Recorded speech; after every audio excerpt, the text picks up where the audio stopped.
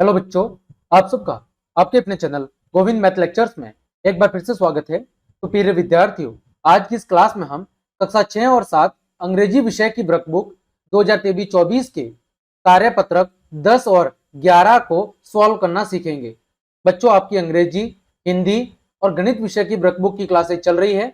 वो सब क्लासेज आप चैनल की प्लेलिस्ट पर जाकर या फिर वीडियो के डिस्क्रिप्शन में मैं उसके लिंक दे दूंगा, वहां जाकर आप वो सब क्लासेस देख सकते हैं। तो बच्चों, चलिए क्लास शुरू करते हैं। बच्चों, वर्कशीट नंबर 10 में हम क्या सीखेंगे? Identifies prepositions appropriately. बच्चों, प्रीपोजिशंस वे होते हैं जो नाउन अथवा प्रोनाउन यानी संज्ञा या सर्वनाम से पहले जुड़कर उसकी क्या बताते हैं? पोजिशंस, पोजीशन यानी उसकी स्थिति बताने का काम करते हैं। ठीक है, तो यहां पर हम क्या सीखेंगे? यहां पर हम प्रीपोजिशंस के बारे में सीखेंगे, जिसमें बच्चों हम सीखेंगे बिफोर। बिफोर का मतलब होता है बच्चों के पहले। बिफोर प्रीपोजिशन का मतलब क्या होता है? के पहले। फिर है बच्चों आफ्टर। आफ्टर का मतलब होता है के बाद में। ठीक है। फिर बच्चों बिटवीन। बिटवीन का मतलब होता है के बीच में। ठीक है, के बीच में, लेकिन यहां पर कितने के बीच में? तो दो के बीच में। ठीक है, यहां पर बिटवीन का अर्थ होता है के बीच में, लेकिन कितनों के बीच में? तो दो के बीच में। फिर है अमंग। अमंग का मतलब ही होता है बच्चों के बीच में। ठीक है, लेकिन ये किसके लिए होता है? दो से ज्यादा के लिए। तो बच्चों चलिए हम प्रश्नों को सॉल्व करना शुरू करते हैं। देखो बच्चों, पहला प्रश्न, द कैट वाज सिटिंग, खाली जगह, द अदर एनिमल्स। देखो एनिमल्स क्या है? जानवरों, यानी बहुवचन है। ठीक है, यानी कि जानवरों, अन्य जानवरों के बीच में बिल्ली बैठी हुई थी।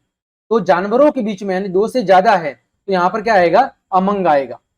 दूसरा बच्चों, पुलिस वाज रनिंग, खाली जगह, द थीप। जो पुलिस है वो चोर के पीछे दौड़ रही थी, तो चोर के पीछे, के पीछे के अर्थ में क्या आएगा बच्चों? आफ्टर आएगा। अगला बच्चों, the fruits the fruits were distributed, खाली जगह, 11 स्टूडेंट्स। यानी 11 बच्चों के बीच में फलों का वितरण किया गया। तो 11 बच्चे हैं, 11 बच्चे मतलब दो से ज्यादा हैं, तो जब दो से ज्यादा होंगे तो क्या आएगा बच्चों? अमंग।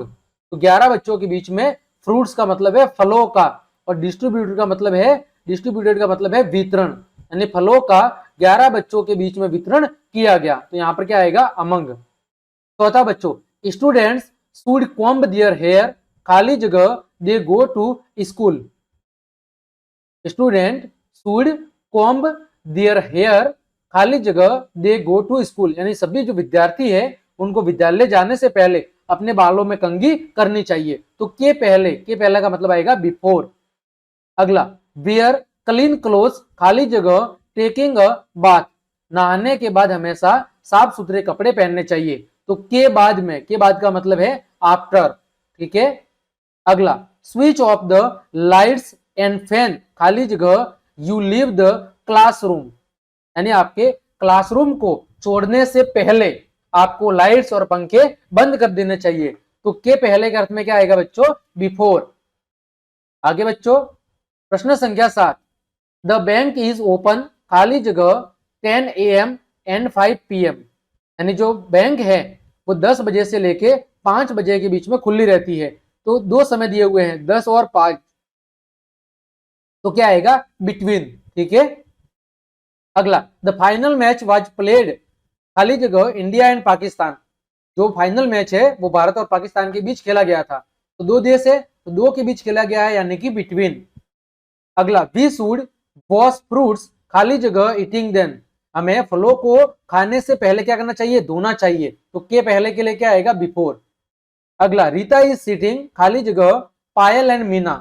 रीता है वो पायल और मीना के बीच में बैठी है, तो यहाँ पर दो लड़कियां है, पायल और मीना, तो क्या आएगा? Between.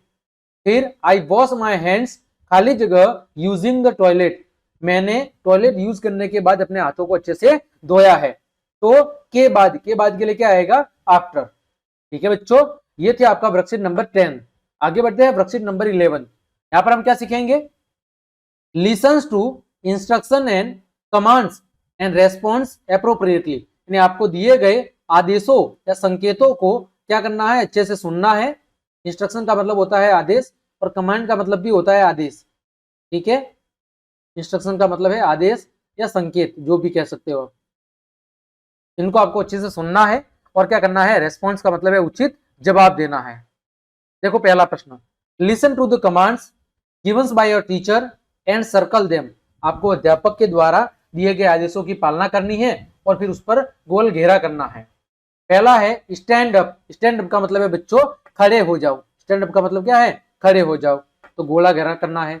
Sit down, sit down का मतलब है बच्चों बैठ जाओ। फिर touch your elbow, touch your elbow का मतलब है अपनी कोहनी को टच करो, छुओ। फिर ब्लिंक योर आईज, अपनी आंखों को झपकाओ, ब्लिंक करो। रेज योर हैंड्स, अपने हाथों को ऊपर उठाओ। टच योर हेड, अपने सिर को छुओ। ठीक है बच्चों, स्टैंड अप का मतलब है खड़े हो जाओ, सिट डाउन का मतलब है बैठ जाओ, touch your elbow, touch your elbow का मतलब है अपनी कोहनी को छुओ, ब्लिंक योर आईज, अपनी आंखों को झपकाओ, रेज योर हैंड्स, अपने हाथों को ऊपर उठाओ, और टच योर हेड, अपने सिर को छुओ। दूसरा प्रश्न, listen to your teacher, read aloud the sentences and commands and then write appropriate command in the box. यहाँ पर जो अध्यापक के द्वारा आदेश दिए गए हैं इनको पहले अच्छे से पढ़ना है और फिर दिए गए बॉक्स के अंदर इनको क्या करना है, उचित जगह पर लिखना है। पहला है जंप, जंप का मतलब है कूदो। रन, रन का मतलब दौड़ो या दौड़ना। फिर है बो डाउन, बो डाउन का मतलब है झुक जाओ। रेज योर हैंड्स, अपने हाथों को ऊपर उठाओ। तो बच्चों पहला प्रश्न क्या है, Rohan is attacked by the bees. बीज का मतलब है मधुमक्खी। ठीक है, तो यदि रोहन के ऊपर मधुमक्खी ने हमला कर दिया है, अटैक का मतलब होता है हमला करना या आक्रमण करना, तो यदि रोहन के ऊपर मधुमक्खियों ने आक्रमण कर दिया है तो उसके लिए आदेश क्या होगा, रन, भाग जाओ या दौड़ो। ठीक है। दूसरा, Reema wants to ask a question in the class. जो रीमा है वो कक्षा के अंदर प्रश्न पूछना चाहती है, तो उसके लिए क्या होगा, रेज योर हैंड, कि वो अपने हाथ को ऊपर उठाए। अगला, Savita dropped some pages. Dropped का मतलब है गिरा देना। सविता ने अपनी किताब के कुछ पेजों को गिरा दिया, तो गिरा दिया तो अब उसको लेने के लिए क्या करना पड़ेगा, झुकना पड़ेगा, तो बो डाउन। उसके लिए आदेश क्या होगा, बो डाउन, यानी कि झुक जाओ। अगला, वरुण फाइंड्स अ पडल ऑन हिज वे। वरुण ने रास्ते के अंदर क्या पाया, पडल। पडल का मतलब है कह सकते हैं गोबर या गंदगी। ठीक है,